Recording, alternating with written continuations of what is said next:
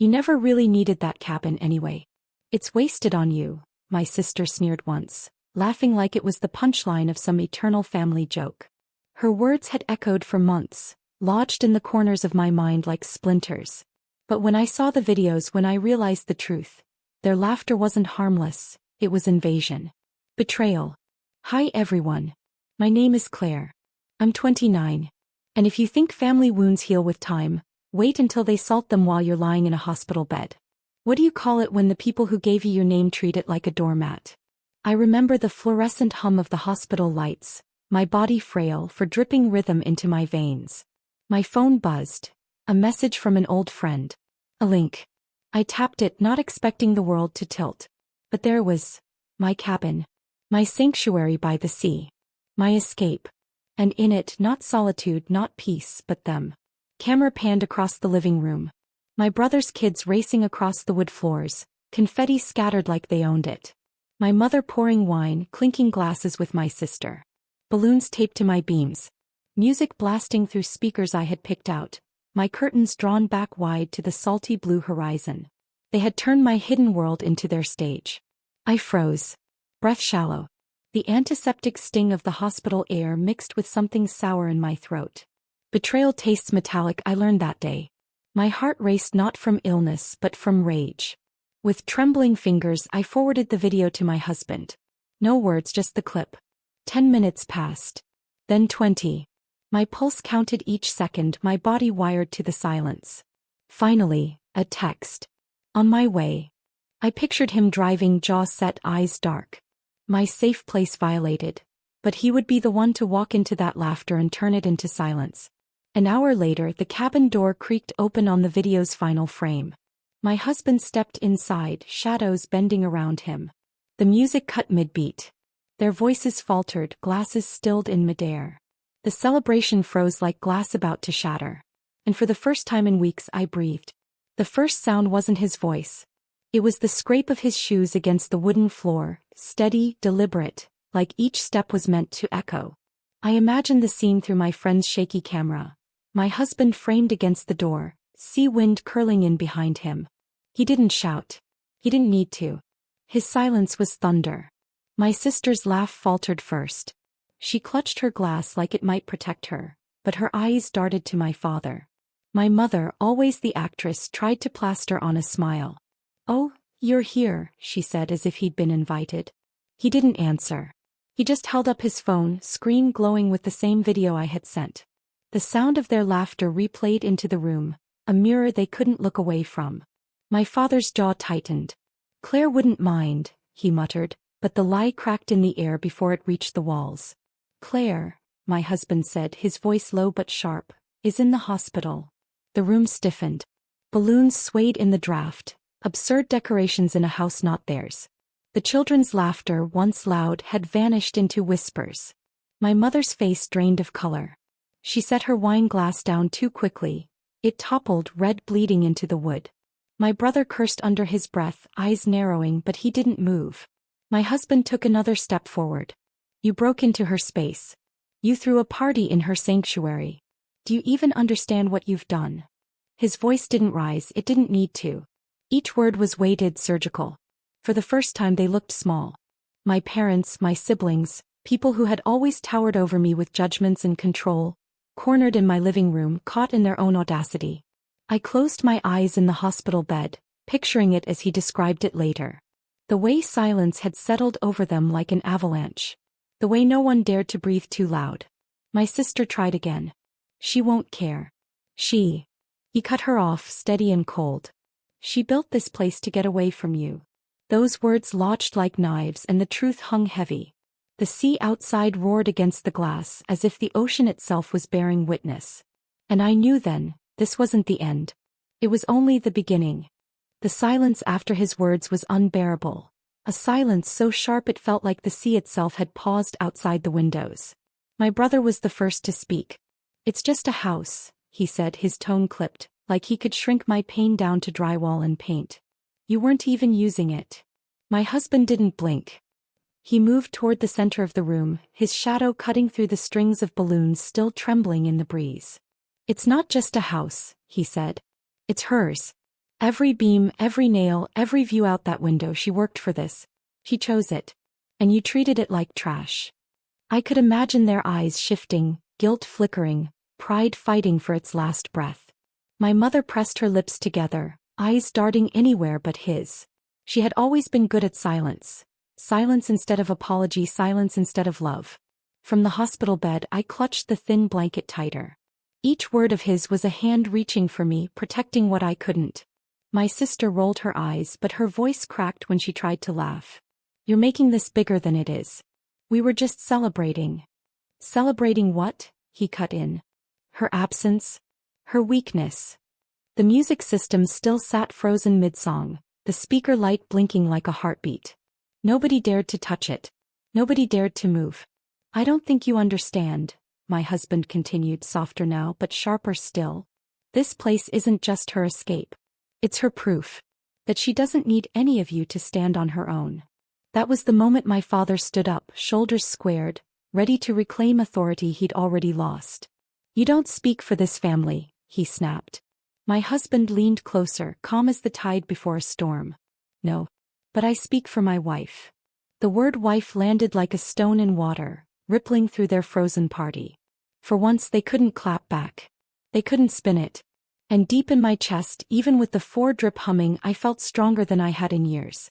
My father's face flushed red, that familiar storm I had grown up fearing. But this time I wasn't the one cowering. My husband stood there, immovable, the tide refusing to retreat. You think buying a cabin makes her independent? My father snapped. She'll always need us. She wouldn't even survive without the family. Those words, they should have broken me. Once they did. But hearing them now, through a hospital phone speaker, I felt something shift. The dripped steady into my arm, my heart beating faster, not from fear but from recognition. My husband didn't flinch. She survived you, he said quietly. The room fell into a hush so deep even the children sensed the weight. My mother clasped her hands like prayer, but no words came. My brother muttered something about overreacting, but even his voice cracked under the tension. I saw it as if I were standing there. The way the salt-stained curtains moved with the sea breeze, the way the wine stains spread wider across the wood floor like a wound they couldn't hide. Their party, their triumph, was unraveling thread by thread. My sister tried to scoff, but her voice was hollow. She's too fragile. Always has been. My husband turned toward her, steady gaze pinning her in place. Fragile, he repeated. She built this cabin herself. She saved for years while you mocked her. She signed every paper without your help. Fragile people don't create freedom. Fragile people take it from others. Which one are you? The sea roared against the windows like applause, like confirmation. On my hospital bed, tears burned my eyes, but they weren't weak tears. They were sharp, cleansing. My husband was saying everything I had swallowed for years, every truth I had been too afraid to voice. And for the first time I realized the cabin wasn't just my escape. It was my battlefield. And tonight I was finally winning. My brother finally slammed his glass down, the sound jolting the room. You think you're better than us because you bought a shack near the sea? His words dripped with envy, though he tried to mask it with scorn. We built this family. You'd be nothing without us. Through the phone speaker, I could hear my husband's calm reply, each syllable like a blade sliding into place. Funny. He bought this cabin without you. He pays her bills without you. And the only thing she ever got from this family was doubt. The children sat silent now, wide-eyed. Balloons dangled limp, forgotten. Even the ocean's roar seemed to hush, like the world itself was leaning closer. My mother finally found her voice, soft and trembling. We didn't mean harm. We just wanted to be together. My husband let out a breath, almost a laugh, but bitter. Together? You shut her out of holidays. You've mocked her choices, her career, her marriage. And now you celebrate inside the only space she thought was hers? That's not together. That's trespassing on her soul. I felt the drip cold into my vein as heat rose in my chest. His words weren't just defense. They were truth carved into stone. My father tried again, his authority fraying. She'll forgive us. She always does. But this time I whispered into the hospital room air, not anymore. My husband echoed it for them, firm. Not anymore. The silence that followed was heavier than shouting. A silence where every mask slipped, every excuse turned brittle. I pictured them shifting uncomfortably, their faces pale against the warm cabin lights, the sea wind curling in like judgment. For once they couldn't twist the story. For once the truth wasn't theirs to control. And in that silence I realized forgiveness wasn't owed. It was mine to give or withhold. Tonight I withheld. My sister's voice cut through the silence, sharper than the sea wind outside. She doesn't even like this place, she said quickly, desperation leaking through. She only bought it to show off. That's who she is, always trying to prove she's better than us. The accusation hit me like a stone, but instead of breaking, it burned. My husband's reply was instant, his voice steady as granite. If she wanted to show off, she would have invited you here. He didn't. She kept it secret because peace was something she couldn't trust you with. The room must have stilled again, the truth settling heavier than the ocean fog. My brother tried to step in, his pride flaring. She's selfish. We've supported her for years. My husband didn't let him finish. Support? You mean control? You mean ridicule? Every step she's taken forward, you tried to drag her back. I pressed my palm against the thin hospital blanket, nails biting into the fabric. Every word struck with precision, cutting through layers of history that had weighed me down. Finally, my mother broke, her voice trembling like glass about to shatter. We didn't want her to leave us behind. There it was, the truth under all the mockery and trespassing. Not love. Not care. Fear. Fear that I could build something without them, fear that I could exist whole without their approval. My husband's reply was soft, almost kind, but unyielding. She didn't leave you behind. You left her the moment you chose pride over love. The sea outside pounded louder, a rhythm that matched my pulse. In that moment I realized their party wasn't about joy. It was about control slipping through their fingers. They weren't celebrating me. They were mocking the life I'd dared to build without them. And now, with every word, their excuses fractured. Their masks were cracking wide open and nothing could hide the truth anymore. My father's voice rose again, brittle but forceful, the last weapon he knew. This is still family. Blood matters more than walls and wood. You can't erase us with a piece of property. But the words sounded hollow even to him. My husband's expression didn't change. Blood doesn't give you the right to wound her, he said. Love does. And you've never shown her that. The truth sat there, bare and undeniable. My sister crossed her arms, though her hands trembled. You think this marriage makes her untouchable? She'll come crawling back. She always does. I felt my breath hitch in the hospital bed. How easily they reduced me, how confidently they counted on my silence. And then my husband said what I'd never had the strength to voice. She's not crawling back. She's standing up. And when she leaves you behind this time, it will be permanent. My mother's eyes welled, but the tears weren't for me.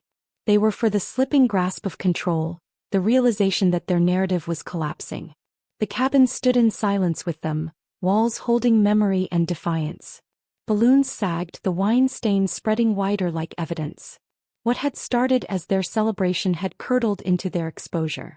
I imagined the look on their faces when my husband reached for the front door, hand on the knob. His words cut the night before he stepped out. Enjoy the sea air one last time. You won't be welcome here again. The slam of the door echoed all the way to my hospital bed. I could almost hear the sea rush in behind him, reclaiming what was mine. And in that moment I understood. They hadn't just been uninvited from my cabin. They had been uninvited from my life. The reckoning wasn't loud. Didn't need to be. It was silence, heavy and permanent. The morning after, the hospital felt different. The light through the blinds was softer, less cruel. My phone buzzed, messages piling in. My family, desperate, scrambling to rewrite the story. We didn't mean it that way. It was just one night. Don't let him turn you against us. Every text dripped with the same poison. Excuses disguised as apologies, fear masquerading as love. I set the phone down and listened to the steady beep of the monitor. For the first time, the rhythm didn't sound like a countdown. It sounded like renewal. A week later, I returned to the cabin. The air smelled of salt and pine, the sea rolling steady against the rocks. The wine stain still marked the wood, faint now but visible, a scar like me. I didn't scrub it out. I left it there, a reminder. They never came back. They couldn't. My husband made sure of it with locks changed, cameras installed, Boundaries written not just in walls but in truth. And I made sure of it with silence. Because silence, I learned, is not weakness. It is power when chosen. I didn't scream. I didn't fight. I simply stopped answering. Words spread quickly. Invitations they once flaunted began to dry up. Neighbors whispered about the party at the cabin that ended with shame. My sister's laughter turned brittle in public. My father's certainty fractured into silence. They had tried to claim my sanctuary, but instead they exposed their emptiness. And I didn't need revenge served with fire. I only needed them to sit in the cold of their own choices. On the porch, I watched the horizon turn gold. My husband handed me a mug of coffee, his hand brushing mine, steady, grounding. The world was quiet except for the sea, and in that quiet I felt whole. This wasn't just a cabin anymore. It was proof that I could build something untouchable, something mine. And in the end, justice didn't come from breaking them. It came from refusing to let them break me again. I sipped the coffee, sunlight warm on my face.